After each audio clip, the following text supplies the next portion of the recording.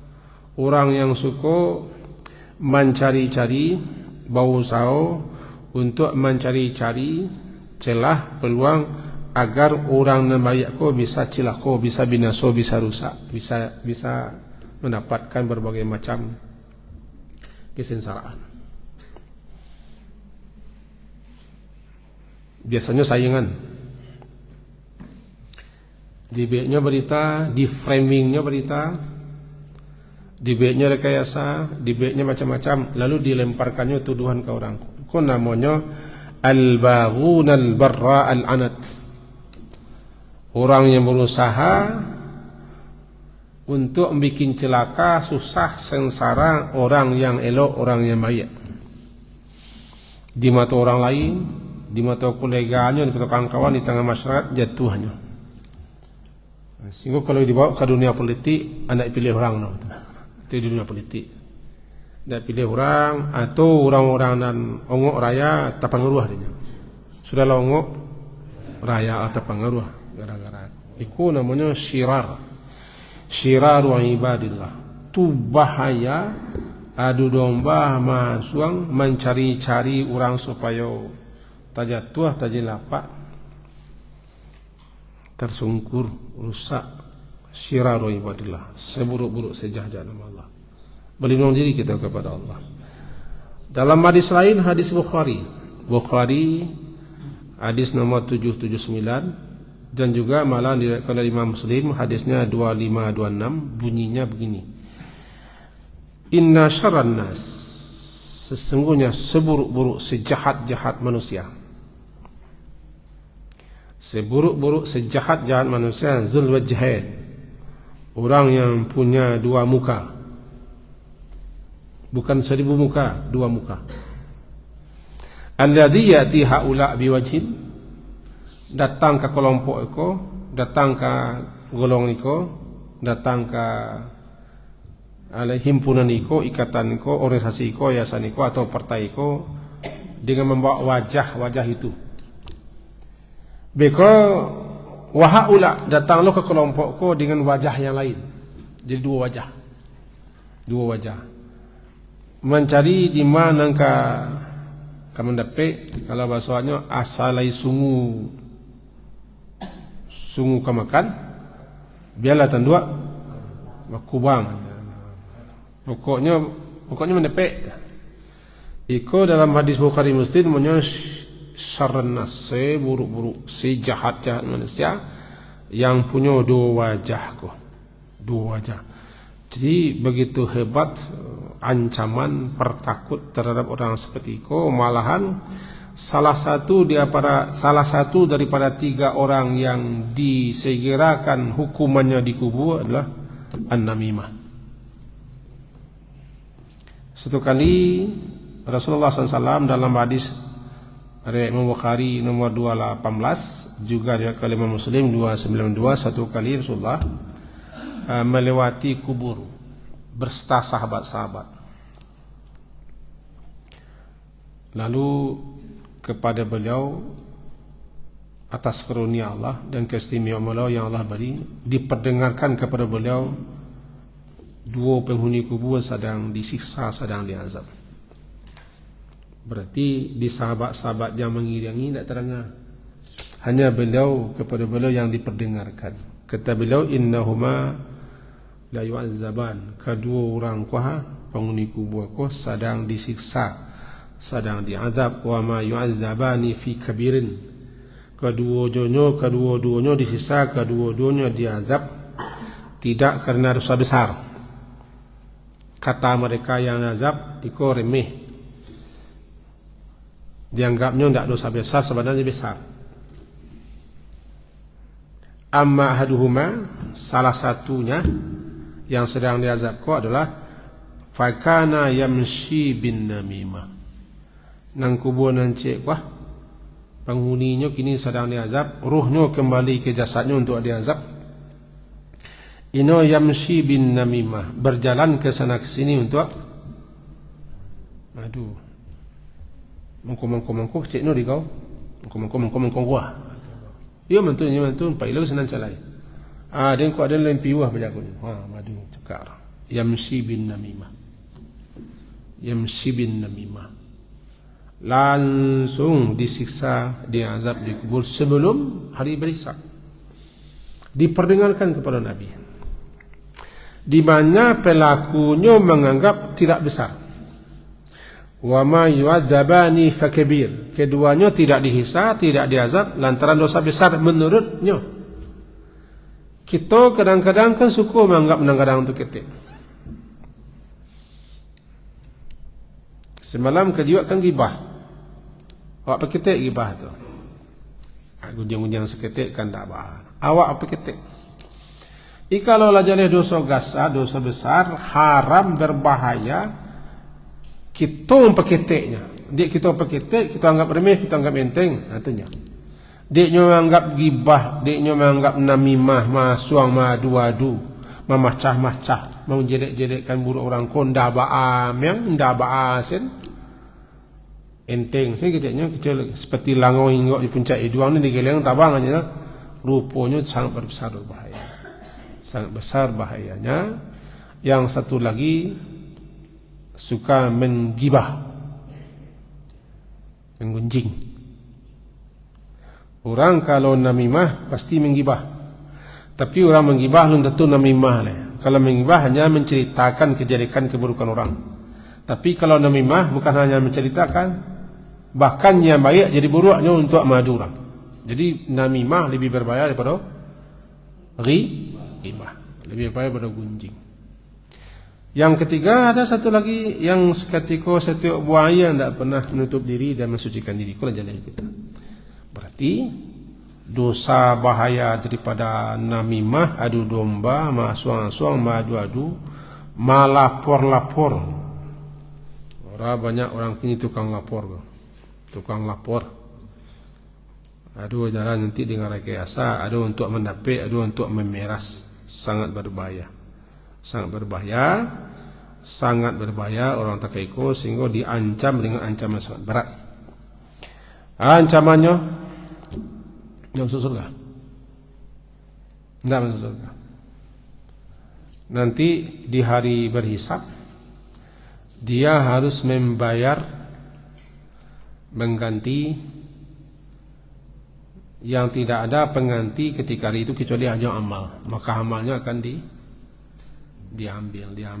Bara banyak orang yang dijelekkannya, diburukkannya, diaibkannya, dicelanya, dicaciknya, dipagunjiankannya, disebut-sebutkannya yang buruk-buruk, bentuknya yang rencak surang, disebut-sebutnya kejelekan orang, bentuknya yang lurus surang. Nah, itu segitulah pembayar. Siap-siaplah pembayar. Maka bisanya nanti dia kira menjadi orang bangkrut orang yang tekor. Ada satu hal yang perlu kita pacik dalam beberapa penjelasan ulama, sebabkan ini, man namma ilaika namma alaika. Man namma ilaika, siapa orang yang bercerita kepadamu tentang kejelekan, kebusukan, kesalahan, aib, cacat orang lain, satu saat namma alaika, kejelekanmu, keburukanmu, cacatmu, kekuranganmu dia akan ceritakan kepada orang lain. Bulan encik kah, ku perangai ndak perangai awak, ku perangai ulang sadolah aku. Siapa yang datang kepadamu menceritakan keburukan, kejelekan, aib, cacat, celah, kelemahan, kekurangan, atau membongkar-bongkar rahasia orang lain kepadamu, hati-hati, waspada. Satu saat kata-katamu direkamnya, dipaciknya, dipegangnya. Lalu suatu saat kalau dia benci kepadamu, dia ada masalah denganmu, nanti akan dibongkarnya pula aibmu kepada orang lain. Lalu kalau biko cawo, apa sikap boleh? Ada 6 sikap. 6 sikap. Wa kullu man hamilat ilahi namimatun. Setiap orang yang datang orang kepadanya membawa namimah untuk membicarakan aib, cacat, celah atau maduang, masuang, madu segala macam, seperti mengatakan fulan yaqulu fika aw yahmalu fika kada, si anu bagana sani begini, itu semuanya, maka sikapmu ada 6. Sikap pertama adalah al-awwal an la yusaddaqahu illa li'anna an-namam fasik. Yang pertama, jangan dibenarkan karena aku orang fasik. Orang fasik memang suka madu-adu, masuang-suang. Sebab orang muslim sebagaimana muslim tidak kamu hanya membawa aib, kejelekan, keburukan saudaranya SAW untuk diseri Tuhan. Orang muslim itu kalau kemeluan saudaranya dinasihatinya, tidak tangan rami, tidak baca-baca kejelekan, sebutnya jelek lah kan. Sikap pertama, kalau ada orang datang membawa hal-hal seperti itu, sikap pertama adalah la yusaddiqahu an la yusaddiqahu li anna namam fasik. Jangan benarkan. Jangan benarkan orang fasik. Ya ayyuhalladzina amanu in ja'akum fasiqun binaba fatabayyanu. Yang kedua, asani ayanhahu an zalika. Kalau engkau berani, larangnya. Angku kalau kau bercita-cita orang lain sikut sah. Dia nak kembali angku dah. Kalau berani. Nasihatinya, yansahahu, nasihati dia. Wa yuqab ya, justru inilah dicela. Wa yuqabbiha lahu fi'lahu. Celanya, angku kau berdosa kau ya, kau membuat murka Allah sih kerja juga. Kalau berani, itu sikap yang kedua. Larangnya, nasihati, justru celanya.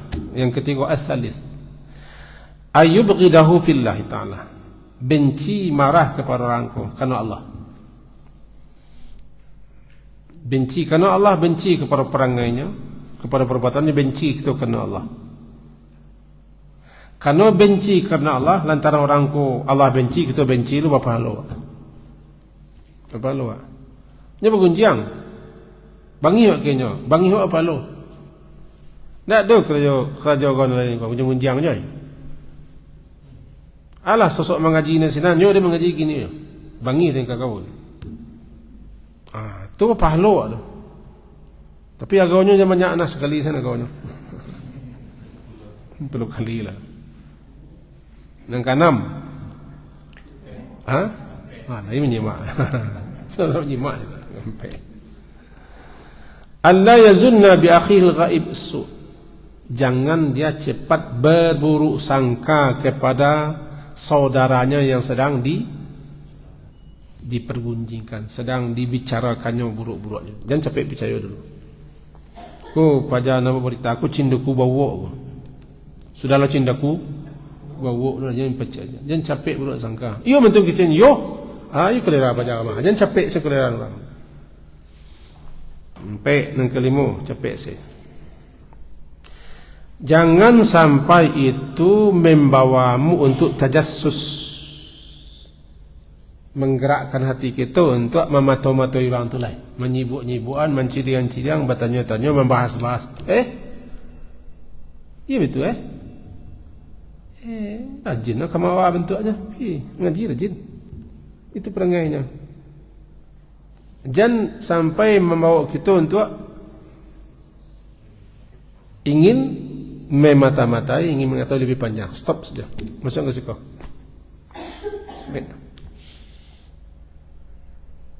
Ayo ndak. Iyo ya sembahyang. Sudah rajin baca aku bapak dua. Jangan sampai kita budak sangko dan mengajak kita untuk tajassus. La tajassusu. Jangan memata-matai. Terakhir yang keenam,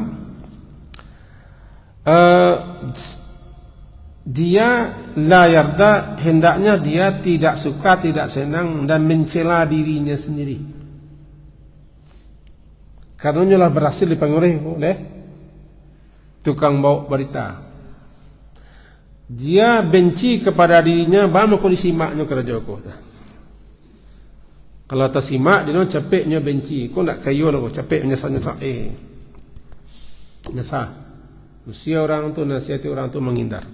Jadi dia harus tidak reda, tidak suka, tidak senang bahwa dirinya sudah terpengaruh, terpedaya. 6 sikap. Sikap terakhir adalah kaji kita sampai situ. Itu kaji kita bubar kaji lah, selesai. Semoga berbeda apa yang kita sampaikan kaji kita malam ini. Larangan yang paling keras itu larangan untuk menghasung madu berlomba, haram, berdosa besar, terhambat, terhalang untuk masuk surga, disegerakan siksa azabnya di kubur sebelum siksaan sebenarnya siksaan nanti di akhirat. Semoga berbeda. Diakhiri subhanakallah wa bihamdika asyhadu an la ilaha illa anta astaghfiruka wa atubu ilaik. Sallallahu ala Muhammadin wa ala alihi